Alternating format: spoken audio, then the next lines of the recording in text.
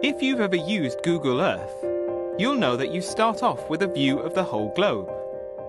And you can zoom in by continent and country until you can see your own house. We're going to do something similar with the Bible. As we start to think about what's in the Bible, we'll begin by taking a look at how it all fits together.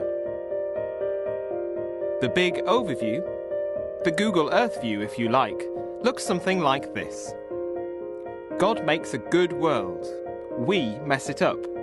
God puts it right. We all get to enjoy it. Let's travel back to Genesis 1 to see God making the world, sky, land and sea, and filling it with birds, fish, animals and people, a world that he pronounces good. As we look at the big picture, we see that God makes a good world. But when we move on to Genesis 3, we find that it all goes wrong. Human disobedience, and the idea that men and women can run the world better than God can, and without God's help, leads to this beautiful creation being spoiled. The technical term for this is the fall, and it has long-lasting and disastrous consequences. This is the second of our big picture themes.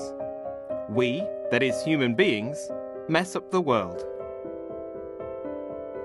But God isn't prepared to leave things that way. He still loves the world he has created, and the people in it, and he plans to put it right. Throughout the rest of the Old Testament, we see God working at his plan, preparing the way. It all points to the coming of Jesus.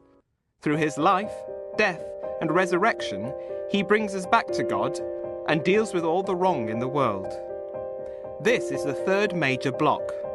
God offers hope for the world through Jesus. The New Testament develops this idea when it looks forward to the time when everything will be completely restored, and there is a new heaven and a new earth. There is a great future which we shall all get to enjoy. This is the fourth major block. So there's the big overview, standing back and looking at the whole story of the Bible. If we zoom in a little closer, we see that there are different books and blocks of books, different sorts of writing that make up the whole. It's worth noting that in the Old Testament, there's a lot of history, which shows how God works with his people as he prepares for the coming of Jesus. There is prophetic writing, which gives God's perspective on things and looks forward to all that God is going to do. There are laws, which explain how God expects his people to live, and a range of other books, such as Psalms and Proverbs, which show something of how God's people respond in worship and in the struggles of everyday life.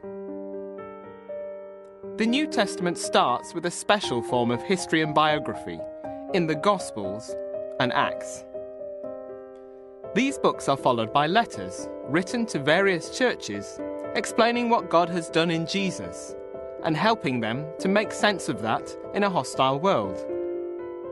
The final book in the New Testament is part letter, part prophecy, but takes the form of a special form of writing called apocalyptic, which was common around the time of Jesus.